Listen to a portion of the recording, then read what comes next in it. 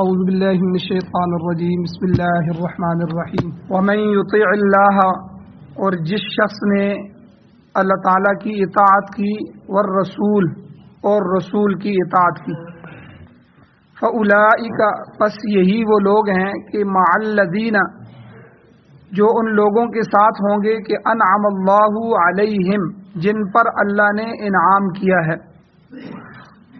وہ لوگ کون سے ہیں جو جن پر اللہ نے انعام کیا ہے؟ من النبیین، انبیاء میں سے، والصدیقین، اور صدیقین میں سے، والشہداء، اور شہداء میں سے، والصالحین، اور نیکوکاروں میں سے، صالحین میں سے، وحسن اولئک رفیقا، اور ان لوگوں کی رفاقت کتنی اچھی رفاقت ہے، جو ان کا رفیق ہو گیا وہ کتنا ہی اچھا رفیق ہو گیا۔ ذالک الفضل من اللہ، اور یہ اللہ تعالیٰ کی طرف سے فضل ہے۔ وکفی باللہ علیما، اور کافی ہے اللہ تعالیٰ جاننے والا۔ سورۃ النساء کی آیت نمبر 69 اور 70 آپ کے سامنے تلاوت کی ہے۔ آپ نے اس کا ترجمہ سماعت فرمایا۔ ان دونوں آیتوں کا درس کا پہلا حصہ کل گزر چکا ہے، جس کا خلاصہ یہ ہے کہ اللہ تعالیٰ اپنی اور رسول صلی اللہ علیہ وسلم کی اطاعت کرنے والوں کو، تو گویا کہ یہاں صحابہ اکرام کی تعریف بیان کی گئی ہے، اور پھر صحابہ کے واسطے سے ساری امت کو مخاطب کیا، قیامت تک آنے والی امت۔ تو کہ جو بھی اللہ اور اس کے رسول کی اطاعت کرے گا تو 4 انعامات پہلے ذکر ہوئے ہیں۔ ایک تو اللہ تعالیٰ اس کے انجام کو بہتر کر دے گا، دنیا کا انجام ہو یا آخرت کا، اس کے لیے بہتری ہوگی، ذالک خیر، اور واحسن تأویلا، اس کا انجام بہت اچھا ہوگا۔ اور دوسرا، اللہ تعالیٰ ایمان میں پختگی نصیب فرمائیں گے۔ ایمان کا پختہ ہونا، ایمان کا پکا ہونا بہت ضروری ہے۔ کچے ایمان کے ساتھ تو آدمی 5 وقت کی نماز بھی نہیں پڑھ سکتا۔ تو پختہ ایمان ہو اللہ پر، آخرت پر، اور یہ یقین ہو کہ ایک دن وہ آنے والا ہے کہ جس دن میرا احتساب ہوگا، اور یہ یقین ہو کہ موت میرے سر پہ کھڑی ہے۔ شاید آج میں پروگرام بنا رہا ہوں بازار کا، کپڑوں کا، اپنے معاملات کا، لیکن شاید آج میرا موت کا دن لکھا ہوا ہو۔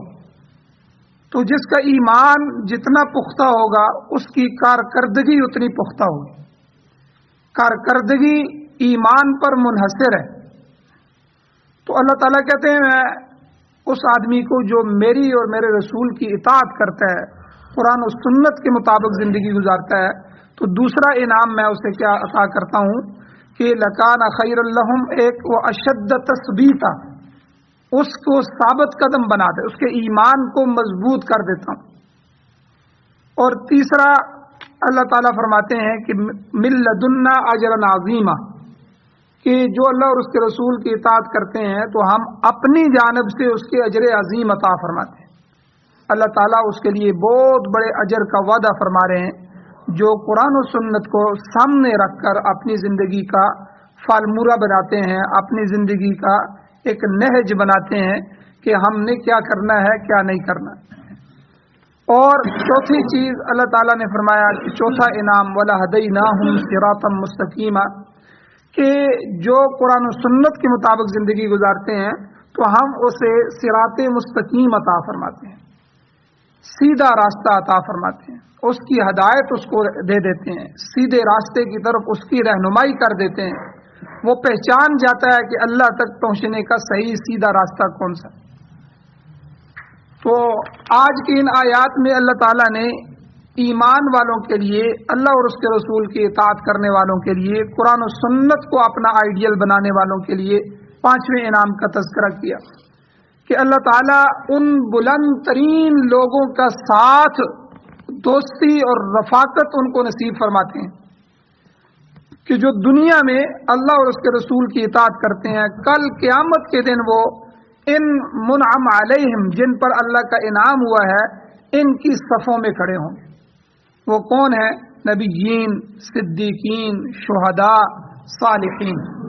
یہ 4 طبقے ایسے ہیں جن پر اللہ نے انعام کیا، اور میں نے کل ذکر کیا تھا ہم خود ہر نماز میں، ہر رکعت میں اور ہر سورہ فاتحہ کے اندر ہم اللہ سے یہ دعا مانگتے ہیں، اے اللہ اہدنا الصراط المستقیم، اے اللہ یہ صراط مستقیم ہمیں اس کی ہدایت بھی کر دے، ہمیں اسی پر رکھ، اور صراط الذین انعمت علیہم، ان لوگوں کا راستہ ہمیں دکھا جن پر تو نے انعام کیا، جو تیرے انعام یافتہ لوگ گزرے، اور جو تیرے مبغوض ہیں، غیر المغضوب علیہم ولا الضالین، جن پر تو نے غضب کیا ہے، اور ولا الضالین جن کو تو نے گمراہ کیا ہے، ٹھیک ہے، یہود و نصارہ، قوم عاد، قوم سمود، پہلی قومیں، یا اللہ ان کے راستوں پر ہمیں نہ چلا، ان جیسا بے غیرت بے حس نہ بنا، بد عمل نہ بنا، یا اللہ ان جیسی بغاوت والی زندگی ہمیں گزارنے کی توفیق نہ دے۔ تو یہ ہم ہر سورہ فاتحہ میں اللہ سے دعا کرتے ہیں، اے اللہ تیرے نیک بندے جو ہیں، صراط الذین انعمت علیہم، جن پر تو نے انعام کیے ہیں، انعام یافتہ لوگ، تیرے ایوارڈ یافتہ لوگ، تو ان لوگوں کی صفوں میں ہمیں شامل فرما، دنیا میں بھی ان کا طرز عطا فرما، یا ان کی اتباع عطا فرما، اور آخرت کے میدان میں بھی اور جنت میں بھی ان کی معیت نصیب فرما۔ یہ بہت بڑی خوشخبری ہے۔ تو اللہ تعالیٰ فرماتے ہیں کہ من یطع اللہ والرسول، جو اللہ اور اس کے رسول کی اطاعت کرتے ہیں، تو فاولئک مع الذین انعم اللہ علیہم، یہ وہ لوگ ہیں کہ جو ان لوگوں کے ساتھ ہوں گے جن پر اللہ نے انعام کیا، من النبیین، ایک گروہ تو نبیوں کا ہے، والصدیقین، دوسرا صدیق لوگوں کا گروہ، سچے لوگوں کا گروہ، والشہداء، تیسرا گروہ، تیسری جماعت شہیدوں کی ہے، اور والصالحین، اور عام مؤمنین میں سے جو نیکوکار ہیں، جن کی زندگی ہی نیکی پر گزر رہی ہے، صالحین۔ اللہ کہتے ہیں کہ یہ ان لوگوں کے ساتھ ہم ان کا حشر فرمائیں گے۔ اب یہاں تک تو کل کے درس کا خلاصہ۔ آج یہ ہے کہ نبی کسے کہتے ہیں، نبی اور رسول میں فرق کیا ہے۔ تو کل میں نے ذکر کیا تھا انعامات 2 قسم کے ہوتے ہیں، ایک مادی انعامات، ایک روحانی انعامات۔ مادہ دنیا کی زندگی کو، دنیا کی چیزوں کو، پیسہ، دولت اور یہ کھانے پینے کی اشیاء، مادہ چیزیں۔ تو مادی انعامات تو مومن اور کافر سب پر ہیں، اللہ تعالیٰ کے ہر ایک پر انعامات ہیں۔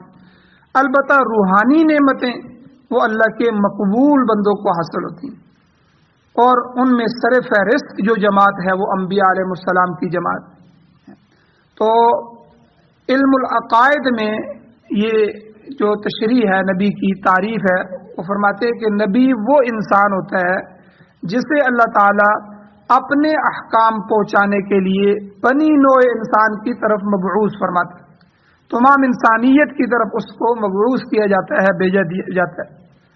تو انسانوں کے علاوہ نبوت کا منصب کسی دوسری مخلوق کو حاصل نہیں، کسی اور مخلوق کو نبی نہیں بنایا گا، صرف انسانوں میں سے، فرشتوں یا جنات میں سے کوئی نبی مبعوث نہیں ہوا۔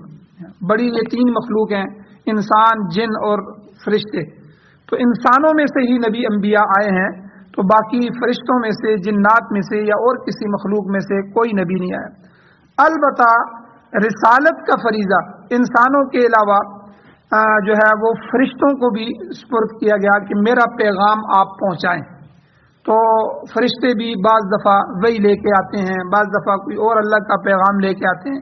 جیسے سورہ حج میں اللہ نے فرمایا اللہ یصطفی من الملائکۃ رسلا ومن الناس، اللہ تعالیٰ نے فرشتوں میں سے بھی رسول منتخب فرمائے، ومن الناس، اور لوگوں میں سے منتخب فرمائے۔ تو یہ تو ایک تو تعریف یہ علم العقائد میں جو لکھی ہوئی ہے کہ نبی انسان ہوتا ہے۔ دوسرا اہل منطق کے ہاں انسان کی تعریف کیا ہے، انسان کسے کہتے ہیں، کہ ان کے ہاں جو پرانے یونانی لوگ تھے وہ کہتے ہیں انسان حیوان ناطق ہے، یعنی ایسا جاندار جو بولتا ہے اور ادراک رکھتا ہے، عقل رکھتا ہے، فہم رکھتا ہے۔ امام شاہ ولی اللہ رحمۃ اللہ علیہ کے سلسلے کے حضرات اس کی تعریف یوں کرتے ہیں ما یتفکر و یسمع بالآیات، یعنی جو غور و فکر کرتا ہے اور آلات کو استعمال کرتا ہے۔ یہ ایک بہترین تعریف ہے۔ جو شاہ ولی اللہ محدث دہلوی رحمۃ اللہ علیہ کے جو فرزند ہیں، بیٹے ہیں، شاہ رفیع الدین رحمۃ اللہ علیہ، انہوں نے اپنی کتاب میں کی ہے، اور قرآن پاک میں بھی آتا ہے، اللہ فرماتے ہیں خلق الانسان من علق، اللہ تعالیٰ نے انسان کو لوتھڑے سے پیدا فرمایا، ایک لوتھڑا، اس سے انسان، اگر اس انسان میں علم آ جائے، شعور آ جائے، ادراک آ جائے، پہچان آ جائے، دین آ جائے، ایمان آ جائے، تو وہ صحیح معنوں میں انسان ہے۔ اور اگر وہ لوتھڑا جو ہے انسان کے اندر یہ ساری چیزیں نہ آئیں تو وہ صرف لوتھڑا ہی ہے جس سے اس کی پیدائش میں عمل میں آئی ہے، تو اس انسان کی کوئی اہمیت نہیں ہے۔ تو نبی بھی انسان ہوتا ہے، مقصد یہ ہوتا ہے کہ نبی انسان ہوتا ہے جسے اللہ تعالیٰ اپنی مخلوق کی طرف شرعی احکام کی تبلیغ کے لیے مبعوث فرماتا ہے، کہ جو اللہ مخلوق سے کہنا چاہتے ہیں تو نبی کو اللہ واسطہ بناتے ہیں کہ وہی نبی پر وحی آتی ہے اور وہ نبی اس وحی کو مخلوق تک پہنچاتے ہیں۔ حضور علیہ السلام کی کتنی کیفیات جو ہے احادیث مبارکہ میں آتی ہیں کہ حضور فلاں جگہ بیٹھے تھے، یہ واقعہ ہوا، اچانک وحی کے آثار شروع ہو گئے، اور وحی کے آثار مختلف قسم کے ہوتے تھے، کبھی تو کپ کپی بدن پر طاری ہو جاتی، کبھی حضور پر بوجھ پڑ جاتا۔ حضرت علی رضی اللہ تعالیٰ عنہ دوسرے صحابہ فرماتے ہیں کہ کبھی حضور اگر اونٹ پر بیٹھے ہوتے تو وہی آتی تو اونٹ بھی نیچے زمین کے ساتھ لگ جاتا، بیٹھ جاتا، اتنا وزن اور ثقل ہوتا۔ اور کبھی سخت سردیوں میں بھی جب حضور پر وحی کے آثار ہوتے تھے تو یہ وحی ایک بڑی امانت تھی، اور اس کی کیفیت طاری ہوتی تھی تو سخت سردیوں میں بھی پسینے ٹپکتے تھے، تو یعنی پسینہ آ جاتا تھا۔ تو بہرحال وہ نبی انسان ہی ہوتے ہیں، نبی نہ فرشتہ ہوتا ہے، نہ جن ہوتا ہے، نہ کوئی اور مخلوق ہوتے ہیں، تو نبی انسان ہے۔ ہمارے ہاں ہمارے معاشرے میں یہ تعریف کرنے کی کیوں ضرورت پیش آئی نبی کی کہ اہل بدعت جو ہیں، بدعات کے اندر رہنے، وہ کہتے ہیں کہ نبی انسان نہیں، وہ انسان ماننے کے لیے تیار نہیں، کہتے ہیں نبی نور ہے۔ نور اور بشر کی جو یہ لڑائی ہے، تو اس میں تو حالانکہ نبی کی تعریف یہی ہے کہ وہ انسان ہوتا ہے، اور اس بات کی وضاحت قرآن پاک میں کئی جگہ کی ہے۔ ایک جگہ اللہ تعالیٰ فرماتے ہیں قل انما انا بشر مثلکم، کہ اے نبی آپ اعلان کر دیں کہ انما انا، بے شک میں، بشر مثلکم، تمہاری طرح ہی بشر ہوں۔ اتنا واضح اعلان کر دیا، تمہاری طرح ہی انسان ہوں، لیکن تم میں اور میرے میں فرق ہے۔ یوحی الیہ، میری طرف تو وحی آتی ہے، تمہاری طرف تو وحی نہیں آتی۔ میرے لیے تو 12-11 شادیاں کرنا جائز ہے، تمہارے لیے 4 سے زیادہ جائز نہیں ہے۔ میرے اور تمہارے جو ہے میں انسان ہوں، ہے میں بشر ہوں، لیکن عام انسانوں جیسا نہیں ہوں۔ حضور میں اور عام انسانوں میں بہت فرق ہے، لیکن ہے بنی نوع انسان میں سے۔ یہ اعزاز بھی اللہ نے ہمیں عطا فرمایا، تو کہ اللہ تعالیٰ نے ہمارے میں سے ہی حضور کو بھیجا۔ اسی لیے تو حضور کے آنے کے اوپر جب اللہ نے احسان جتلایا تو اللہ نے کیا فرمایا، لقد من اللہ علی المؤمنین، تحقیق اللہ تعالیٰ نے جو ہے وہ احسان جتلایا، یہ میرا احسان ہے اللہ کا کہ ایمان والوں پر، اذ بعث فیہم رسولا من انفسہم، کہ جب کہ ہم نے مبعوث کیا ہے ایک رسول انہی میں سے، انفسہم، انہی کے نفسوں میں سے، نوع انسانی میں سے۔ لیکن آپ اہل بدعت کو کہیں گے، وہ کہتے ہیں نہیں حضور نور ہے، بشر نہیں ہے، بشریت کا ہی انکار کر رہے ہیں۔ تو یاد رکھیں، بشریت کا انکار یہ قرآن مجید کا انکار ہے۔ قرآن میں واضح واضح فرما دیا کہ نبی بشر ہوتا ہے، اور خود خاتم الانبیاء حضور نبی کریم صلی اللہ علیہ وسلم اور آپ سے پہلے آنے والے رسول، ان کی انسانیت کے بارے میں سورہ انبیاء میں اللہ تعالیٰ نے واضح طور پر فرما دیا۔ حضور کے لیے اللہ کا یہ فرمان موجود ہے، اللہ تعالیٰ نے فرمایا وما ارسلنا قبلک، اور نہیں بھیجے ہم نے آپ سے پہلے الا رجالا، مگر مرد، نوحی الیہم، کہ ہم ان کی طرف وحی کرتے ہیں۔ تو یہ رجال، رجل جو ہوتا ہے یہ مرد، انسان یا بشر کو کہتے ہیں۔ انسان یا بشر ہونا یہ کوئی عیب کی بات نہیں ہے۔ ان لوگوں نے سمجھا شاید بشر ہونا، انسان ہونا عیب ہے، اس لیے پیغمبر کو بشر نہیں کہہ سکتے، پیغمبر الگ ایک نور ہے۔ تو اس لیے یاد رکھیں، پیغمبر جو ہے، کئی تو کہتے ہیں نور من نور اللہ، آپ نے دیکھا ہوگا، تو اس لیے کہتے ہیں اہل بدعات سے بچنا چاہیے، ان کی مساجد، ان کے جو قول سے بچنا چاہیے، کیونکہ وہی عقائد اگر آپ کے اور آپ کی اولادوں میں آ گئے تو بعض دفعہ قرآن مجید کا اور نص قطعی کا انکار ہوتا ہے۔ اب یہاں بالکل واضح انسان کتنی آیات میں اللہ تعالیٰ نے فرمایا، سارے پیغمبروں کے بارے میں بھی آ گیا کہ ہم نے آپ سے پہلے میرے محبوب سارے کے سارے جو بھی بھیجے ہیں وما ارسلنا قبلک الا رجالا، مگر انسان بھیجے ہیں، مرد بھیجے ہیں، ٹھیک ہے، بشر بھیجے ہیں۔ تو اس بات کا اظہار اللہ تعالیٰ نے فرشتوں کے سامنے بھی کیا تھا۔ ایک اور آیت میں اللہ کیا کہتے ہیں، انی خالق بشرا من طین، اے فرشتوں میں گارے سے ایک بشر بنانے والا۔ حضرت آدم علیہ السلام کی جب تخلیق ہوئی، جو اللہ تعالیٰ کی قدرت کا شاہکار ہے انسان، تو اللہ تعالیٰ نے کیا فرمایا کہ میں ایک بشر بنانے والا ہوں، ایک انسان بنانے والا ہوں جو من طین، گارے سے بناؤں گا۔ چونکہ اس سے پہلے دو مخلوقیں اللہ بنا چکے تھے، ایک جن پہلے موجود تھے، ایک فرشتے موجود تھے انسان سے پہلے، اور یہ دونوں دنیا میں چل رہے تھے، دونوں سے اللہ تعالیٰ کام لے رہے تھے۔ تو فرشتے نورانی مخلوق ہے اور جنات آگ سے بنائے گئے ہیں۔ تو اللہ تعالیٰ نے فرشتوں کو مخاطب کر کے کہا کہ میں ایک تیسری مخلوق بنانے والا ہوں کہ جو گارے سے بناؤں گا، مٹی سے بناؤں گا، جو میرے خلیفہ ہوں گے، جو پیغمبر ہوں گے اور وہ میرا پیغام پہنچائیں گے، تو ان کو میں زمین میں حکومتیں عطا کروں گا اور وہ زمین میں اللہ کے نائب ہوں گے، اللہ کے خلیفہ ہوں گے۔ تو اس لیے یہ انسان جو ہے یہ اللہ تعالیٰ کی قدرت کا شاہکار ہے، اور اسے اللہ تعالیٰ نے اپنی تمام مخلوق میں زیادہ پیچیدہ اور غامض اور جامع الصفات پیدا کیا۔ انسان جیسا شرف کسی اور مخلوق کو حاصل نہیں۔ بہرحال نبی کو منعم علیہم میں پہلا درجہ حاصل ہے، جن پر اللہ تعالیٰ نے انعام کیا ہے ان میں سے پہلا درجہ نبیوں کا ہے۔ اور دوسری بات یاد رکھیں کہ نبی معصوم ہوتا ہے، معصوم، نبی کی معصومیت اس کی خصوصیات میں داخل ہے۔ انبیاء کو اللہ تعالیٰ نے عام انسانوں سے ہٹ کے بہت سی خصوصیات عطا فرمائی۔ اب دیکھیں نبی کی نیند اس کے وضو کو نہیں توڑتی، یہ نبی کی خصوصیت ہے، کیونکہ نیند میں ہماری آنکھیں سوتی ہیں جب تو دل بھی غافل ہو جاتا ہے عام انسان کا، لیکن نبی کا دل غافل نہیں ہوتا، نبی کا دل اس کی زندگی میں ایک لمحے کے لیے بھی غافل نہیں ہوتا اللہ اور اللہ کی یاد سے، اور اسی لیے نبی کا خواب وہی ہوتا ہے۔ حضرت ابراہیم علیہ السلام کا خواب ذکر ہے، وہی کے ذریعے اللہ تعالیٰ نے ان کو نہیں کہا تھا کہ آپ اسماعیل علیہ السلام کو ذبح کریں، ان کا خود تذکرہ ہے، انہوں نے بیٹے کو کہا کہ بیٹا میں خواب دیکھ رہا ہوں، انی ارا فی المنام، میں نے خواب میں دیکھا ہے کہ میں تجھے ذبح کر رہا ہوں۔ تو خواب میں ان کو بتایا گیا۔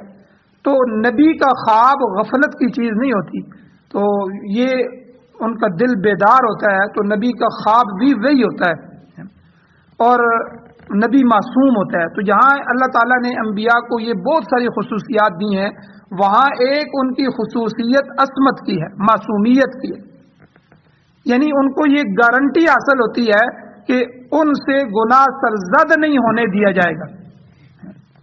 اشرف المخلوقات میں سے یہ شرف کسی دوسری ہستی کو حاصل نہیں ہوتا۔ ملائکہ بھی معصوم ہے، فرشتے بھی معصوم ہیں۔ اللہ تعالیٰ قرآن مجید میں فرماتے ہیں لا یعصون اللہ ما امرہم، کہ وہ فرشتے اللہ تعالیٰ کی نافرمانی کرتے ہی نہیں ہیں، ما امرہم، جو ان کو حکم دیا جائے اس کی تو نافرمانی کر ہی نہیں سکتے۔ مگر فرشتے انسان کی طرح مادی مخلوق نہیں ہیں، بلکہ وہ لطیف، پتلی اور نورانی مخلوق ہیں۔ تاہم انسانوں میں سے صرف انبیاء کی جماعت ہی معصوم ہوتی ہے، ان سے جو تھوڑی بہت کوتاہی ہوتی ہے، انبیاء سے جو تھوڑی بہت کوتاہی ہو جاتی ہے وہ لغزش کہلاتی ہے۔ یاد رکھیں وہ گناہ نہیں کہلاتا، وہ لغزش کہلاتی ہے، وہ نسیان کہلاتا ہے، وہ بھول کہلاتی ہے۔ اور ہماری اس امت میں بھی لغزش معاف ہے، انسان بھول کے کھا گیا روزے میں، آپ دیکھیں روزہ رکھا ہوا ہے، بھول کے پی لیا، بھول کے کھا لیا، پتہ نہیں تھا روزے کا، یاد ہی نہیں رہا، تو روزہ چل رہا ہے، روزہ ٹوٹا نہیں ہے۔ تو بھول معاف ہے، بھول کے سو گیا، ٹھیک ہے، اور نماز چلی گئی، نماز کا وقت ہی چلا گیا، تب بھی اس کو گناہ نہیں ہوگا، کیونکہ یہ بھول معاف ہے، لغزش ہے۔ اسی طرح کوتاہی، لغزش، نسیان، خطا، بھول، یہ ساری ایک ہی طرح کی چیزیں ہیں. تو یہ معمولی چیزیں ذلات میں آتی ہیں، یعنی پھسل گیا. ذل کہتے ہیں پھسل گیا. تو جیسے قرآن میں بھی کئی نبیوں فَأَزَلَّهُمُ الشَّيْطَانُ، شیطان نے ان کو پھسلا دیا. تو مگر بعض اوقات ایسا ہوتا ہے کہ جو معمولی سی لغزش بھی ہوتی ہے وہ بہت بڑی گرفت بن جاتی ہے. تو خاص آدمیوں کی چھوٹی سی کوتاہی بھی ان کے لیے بڑی کوتاہی سمجھی، کیونکہ انبیاء اللہ کے بہت ہی برگزیدہ ہوتے ہیں، بہت ہی چنے ہوئے لوگ ہوتے ہیں، بہت ہی خاص اور قریب لوگ ہوتے ہیں. ان سے یہ تھوڑی سی لغزش بھی کئی دفعہ یہ بڑے گناہ کے برابر سمجھی جاتی ہے. اس لیے اللہ تعالیٰ جب ان کے لیے کوئی لفظ استعمال فرماتے ہیں قرآن میں تو سمجھنے والا یہ سمجھ رہا ہوتا ہے کہ شاید ان سے بہت بڑی کوتاہی ہو گئی ہے، لیکن وہ ایک لغزش ہے جس پر اللہ ڈانٹ بڑی کر رہے ہیں. تو اس لیے حالانکہ ایسی کوتاہی صغیرہ یا کبیرہ گناہ کی تعریف میں نہیں آتی. اہل سنت والجماعت کا یہ متفقہ مسئلہ ہے کہ نبوت ملنے سے پہلے اور نبوت ملنے کے بعد اللہ تعالیٰ انبیاء کو معصیت سے محفوظ رکھتا ہے. اس کی وجہ یہ ہے کہ نبی کی اطاعت مطلقہ ہوتی ہے، مطلقاً اطاعت ہوتی ہے اور فرض ہوتی ہے. اسی لیے تو ایک حدیث میں آتا ہے کہ صحابہ اکرام ایک دفعہ بیٹھے ہوئے تھے، اچانک ایک خیال آ گیا ان کو کہ حضور علیہ السلام ہمارے پاس تشریف لاتے ہیں، حضور جو بولتے ہیں ہم لکھ لیتے ہیں، وہ احادیث مبارکہ بنتی ہیں. تو کبھی حضور غصے میں بھی ہوتے ہیں، تو غصے میں تو آدمی آپے سے باہر ہو جاتا ہے، اس کی عقل جو ہے وہ ساتھ دینا بند کر دیتی ہے. تو آدمی کبھی غصے میں، ہم بھی کبھی غصے میں آ جائیں تو عام ترتیب سے ہٹ جاتے ہیں. تو کیا ہم وہ باتیں بھی لکھ لیا کریں؟ تو انہوں نے آ کے حضور سے پوچھا، حضور جب ہم آپ کی احادیث مبارکہ لکھتے ہیں تو آپ جب کبھی نارمل حالت میں ہوتے ہیں تو مسئلہ تو کوئی بھی نہیں ہے، لیکن جب آپ کبھی غصے میں ہوتے ہیں تو نبی علیہ الصلوۃ والسلام نے اپنی زبان مبارک کو پکڑ کے فرمایا کہ اس زبان سے کسی حال میں بھی کبھی سچ کے سوا کچھ نہیں نکلتا، یعنی جو کچھ نکلتا ہے قرآن نے فرما دیا وما ينطق عن الهوى ان هو الا وحی یوحى. تو میرا پیغمبر اپنی خواہشات سے نہیں بولتا کہ جو جی میں آیا آپ کو کہہ دیا لکھ لو جی یہ بات ہے جی اس طرح کر لو. وما ينطق، وہ نہیں نطق کرتے، نہیں بولتے، عن الهوى، اپنی خواہشات سے، ان هو الا وحی، مگر وہ ایک وحی ہوتی ہے یوحا جو ان پر کی جاتی ہے. ہر بات پیغمبر کی وحی ہے. اس لیے علماء نے لکھا ہے ایک وحی مطلوب ہے اور ایک وحی غیر مطلوب ہے. ایک وہ وحی ہے جس کی تلاوت کی جاتی ہے جیسے قرآن مجید، ایک غیر مطلوب ہے جو احادیث مبارکہ، یہ دونوں وحی کا حصہ ہیں. تو حضور علیہ السلام نے فرمایا کہ میری اس زبان سے چاہے میں نرمی کی حالت میں ہوں، عام حالت میں ہوں، یا میں غصے کی حالت میں ہوں، کسی حالت میں بھی سوائے حق کی کوئی بات جاری نہیں ہوتی. تو اس لیے ہر بات لکھا کرو.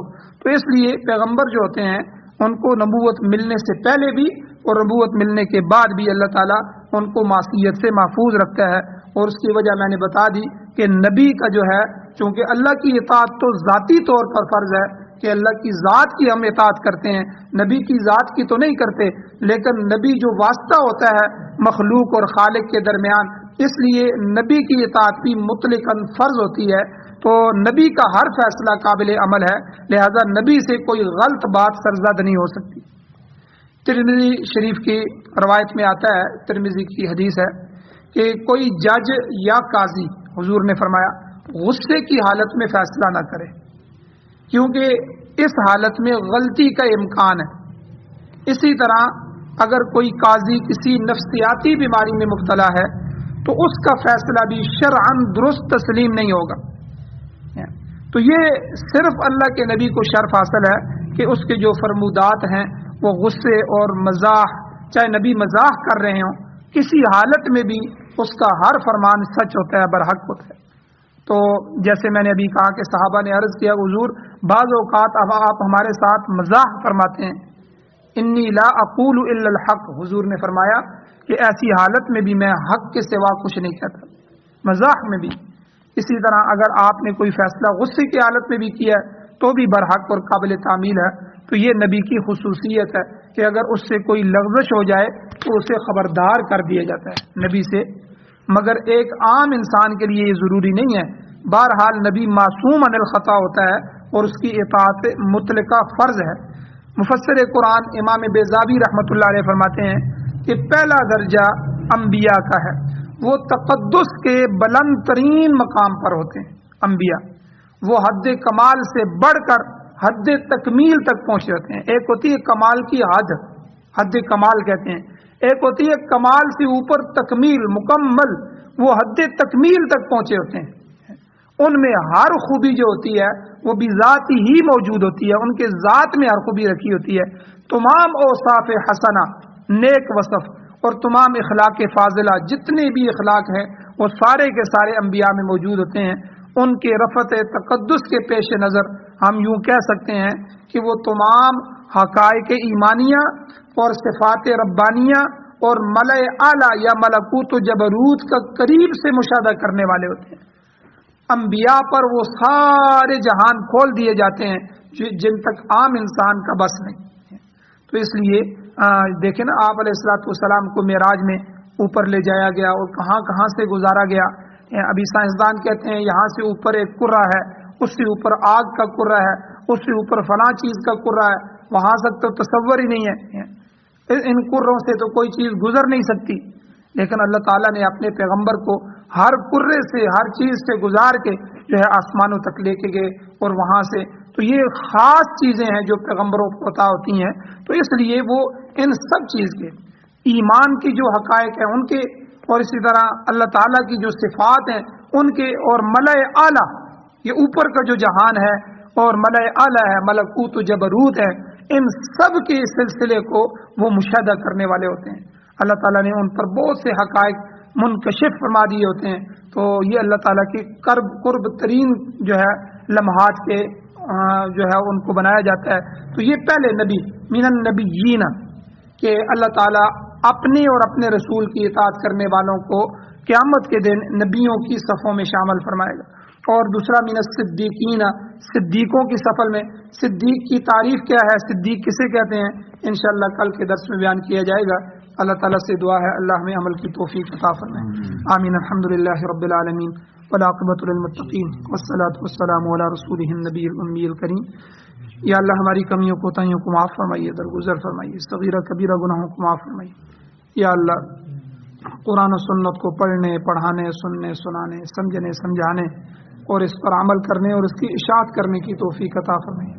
या अल्लाह कुरान और सुन्नत का गलबा नसीब फरमाइए, कुरान और सुन्नत की हुकूमतें नसीब फरमाइए, कुरान और सुन्नत को बतौर आइन, बतौर दस्तूर, बतौर ज़ाब्ता हयात हमें नसीब फरमाइए। पाकिस्तान समेत पूरी दुनिया में अमारत इस्लामिया शरिया खिलाफत राशिदा का क़याम नसीब फरमाइए। या अल्लाह जो हजरात परेशान हाल है उनकी परेशानियों को दूर फरमाइए, बीमारों को शिफा अता फरमाइए। या अल्लाह जो हजरात ईमान की हालत से जा चुके हैं उन सब की बख्शिश फरमाइए। सल्लल्लाहु तआला अला खैरि खल्क़िही मुहम्मदिन व आलिहि व अस्हाबिही अजमाइन बिरहमतिक।